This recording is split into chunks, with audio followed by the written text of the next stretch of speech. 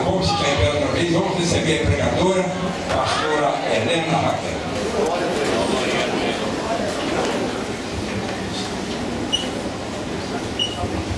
Glória a Deus, a paz do Senhor, igreja. Amém. Convido a igreja a abrirem suas Bíblias em Atos dos Apóstolos, no capítulo de número 3.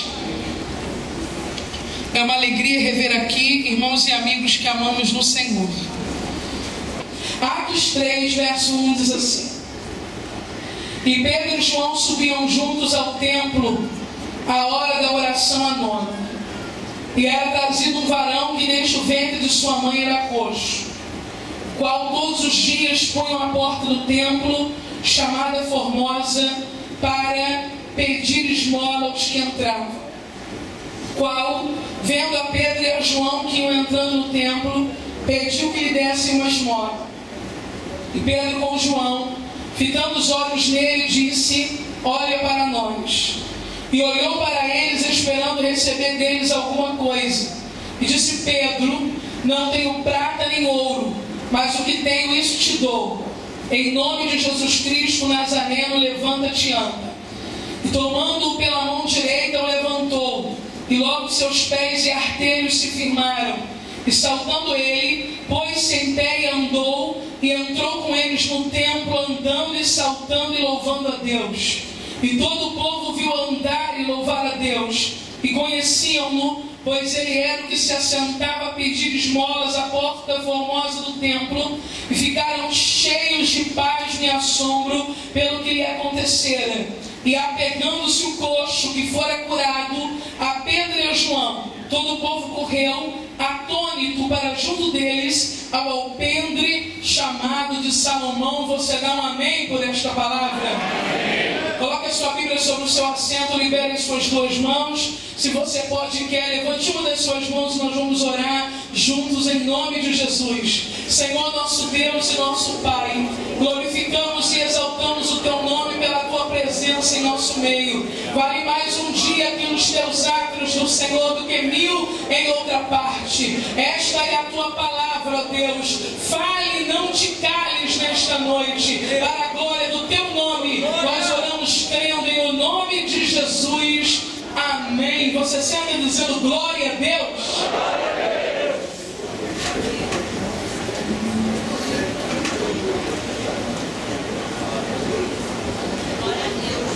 Oh, glória a Deus.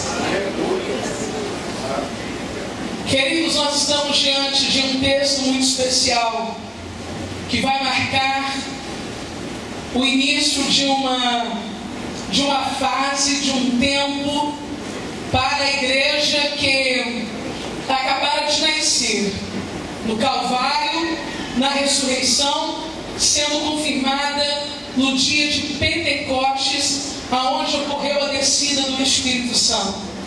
Capítulos número 1, 2 e 3 de Atos dos Apóstolos tem algumas coisas extremamente interessantes a serem observadas como últimos acontecimentos e primeiros acontecimentos. Atos 1 revela uma igreja que não passou por Atos 2, e Atos 3 revela uma igreja que passou por Atos 2. Em Atos capítulo de número 1, nós vamos encontrar algumas coisas que só aconteceram até ali e não tornaram mais a acontecer. Jesus estava ensinando, falando algumas coisas importantes relativas às últimas orientações que ele estava dando aos seus discípulos antes de ser assunto aos céus. Quando de repente alguém vai interromper o discurso de Jesus, a fala de Jesus, o ensinamento de Jesus, com uma pergunta em Atos capítulo 1, versículo 7. Quando o Senhor restauraria o reino a Israel? Quando essa pergunta é feita, Jesus está no meio de considerações extremamente importantes, considerações relativas à vida desta igreja, esta igreja que está lançando os seus primeiros fundamentos. Eles interrompem Jesus com uma pergunta que não era nada espiritual, uma pergunta de cunho político: quando o Senhor restaurará o reino a Israel? E o Senhor ali responde, falando que estas coisas não diziam respeito àquele momento, nos céus. E então o Senhor usa a palavrinha mais para dizer: isto é o que de fato interessa. Mas recebereis poder quando descer sobre vós o Espírito Santo, e ser-me-eis testemunhas, tanto em Jerusalém, Judéia, Samaria e até os confins da terra. Jesus estava dizendo que o assunto ali não era político, o assunto ali era espiritual, e que se não lhes pertencia saber os dias, as estações, os tempos, uma coisa lhes pertencia: saber que daqui a algum tempo eles seriam cheios do Espírito Santo para serem testemunhas de Jesus. A igreja de Atos 1 interrompe o culto por causa de questões políticas. A igreja de Atos 1 interrompe a pregação para trazer demandas à sociedade. A igreja de Atos 1 é capaz de quebrar um clima espiritual para tratar de assuntos secundários diante da grandeza das revelações de Jesus. A igreja de Atos 1 é a igreja que não passou por Atos 2 ainda. Talvez você já tenha presenciado essa tristeza em um culto onde Jesus está falando, um culto onde instruções divinas estão sendo propostas, quando de repente alguém quebra o clima espiritual, quebra a atenção ao culto que se faz do Senhor para trazer assuntos políticos que têm relevância sim à sociedade, tem relevância sim às nossas demandas como cidadãos, mas que jamais deveria interromper um culto onde Deus está sendo glorificado. Talvez você não tenha tido ainda essa triste experiência, mas eu tive, de estar sentado em um púlpito para pregar a palavra, e alguém chegar no meu ouvido e dizer: Helena, Raquel, você não vai poder pregar, porque o político Y chegou e quem vai ter que pregar é ele. Eu já tive uma outra experiência um tanto quanto desagradável. Um culto, as pessoas adorando a Deus, uma sala ampla num salão de conferências, quando de repente no meio do culto que estava se fazendo para Deus, chega um recadinho dizendo: vamos parar o culto, vamos interromper o culto, vamos dar uma pausa no culto, porque na sala ao lado o governador acabou de chegar. Estão esperando que todas as pessoas que estão nesse salão se unam às que estão do outro lado para que ouçam o governador. Acredite, o culto foi interrompido, as pessoas saíram com as Bíblias nas mãos. Fiquei eu e meu esposo sentados olhando para aquilo sem acreditar que aquilo era verdade, com 4 irmãs anciãs resistentes àquela profanação ao culto, de joelho dobrado orando como se nada tivesse acontecido. E o culto parou, o culto foi interrompido, para que do outro lado e na outra sala o governador falasse a um número maior de pessoas. Ora, esta igreja ainda não chegou em Atos 2, esta igreja ainda está em Atos 1. Na igreja de Atos 2, governadores são respeitados. Na igreja de Atos 2, oramos pelos governadores. Agora, culto para o eterno, ninguém interrompe para homem nenhum aparecer. Culto para o eterno é para ele e só para ele. Aí eles têm um problema gravíssimo. Atos 1, problema gravíssimo. Judas perde o seu bispado pela sua posição de traidor, de suicida, pelo coração irreconciliável que se inclinou ao remorso ao invés do arrependimento, e eles precisam colocar alguém no lugar de Judas. E a prioridade para a escolha é alguém que esteja conosco desde o batismo de João até os dias de hoje. Eu estou falando da igreja de Atos 1. A igreja de Atos 1 tem como prioridade tempo de convivência, tempo de serviço.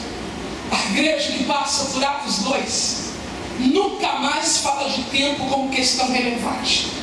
Quando eles estão para escolher agora uma turma poderosa de diáconos para servirem a mesa, para que viúvas e órfãos não sejam abandonados, o critério não vai passar pelo tempo.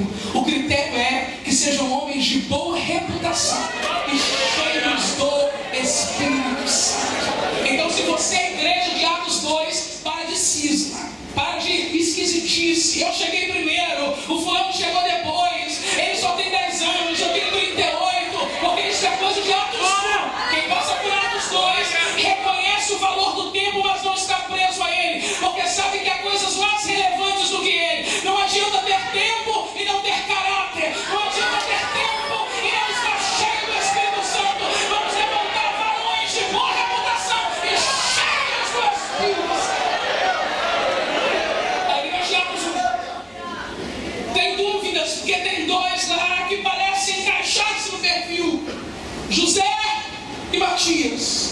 E eles precisam escolher entre eles.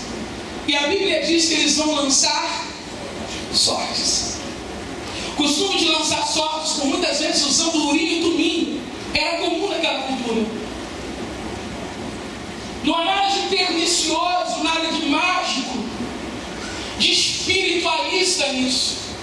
Mas eu quero que você entenda que foi a última vez que os apóstolos lançaram sortes. Depois que a igreja de Atos 1 chega em Atos 2, nunca mais ela vai usar sorte para escolher ninguém.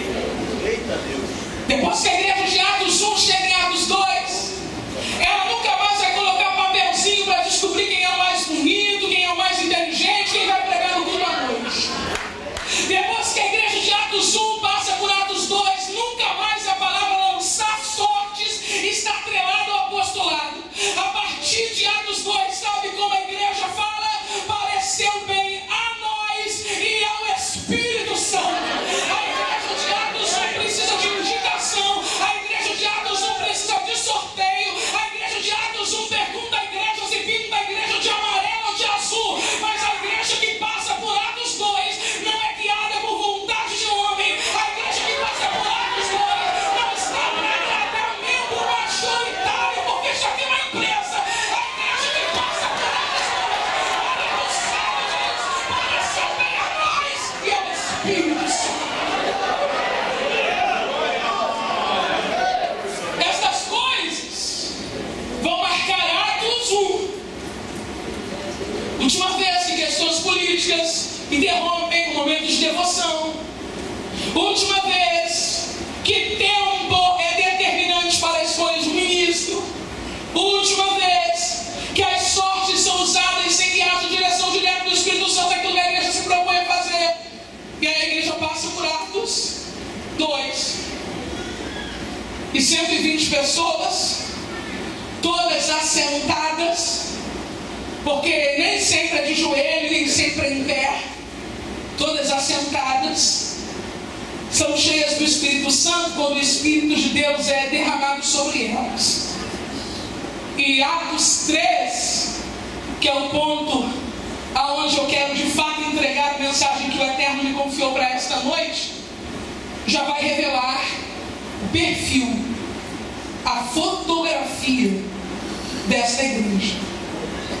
E Pedro e João subiram juntos ao templo à hora da oração, a nona. Pedro e João estiveram em Atos 1, nesses desencontros, nesses desajustes e ajustes. Chegaram em Atos 2, foram cheios do Espírito Santo junto com os outros 118.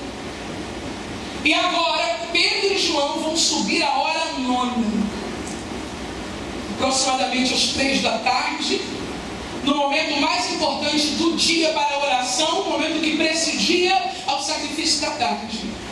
E esses dois estão cheios do Espírito Santo, porque passaram por Atos 2, mas em Atos 3 eles vão ao templo para a hora da oração, a nona. Eles vão ao templo onde eles sabem que tem mercenários fazendo vendas exorbitantes, e Jesus já havia certa vez denunciado avidamente isso. Eles vão ao templo onde tem gente lá que pagou para matar Jesus. Eles vão ao templo onde existe um sistema sacerdotal corrompido e falido. Eles vão ao templo onde eles têm mais inimigos do que amigos. Eles vão ao templo onde está acontecendo um monte de coisas erradas. E eles passaram por Atos 2 e podiam pensar que não precisavam mais do lugar de culto nem do lugar de oração. Mas eles entendem que, embora tenham passado por Atos 2, ainda precisam estar no lugar de culto e no lugar de oração. E infelizmente nós estamos vivendo a era dos desigrejados.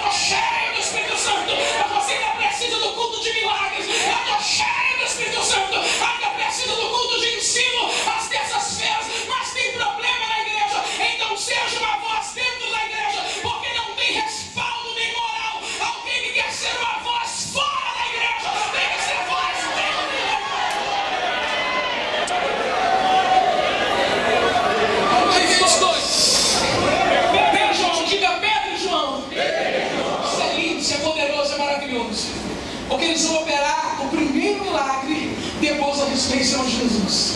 O que o Sinédrio esperava, o que os inimigos de Jesus esperavam, é que o poder que realizava milagres tivesse morrido junto com Jesus. Mas eles vão descobrir que o poder que atuava, aleluia, em Jesus agora está na igreja. E quem vai operar isso? Diga Pedro e João. Pedro e João, esses dois nomes juntos, para mim, hoje tem um simbolismo muito forte.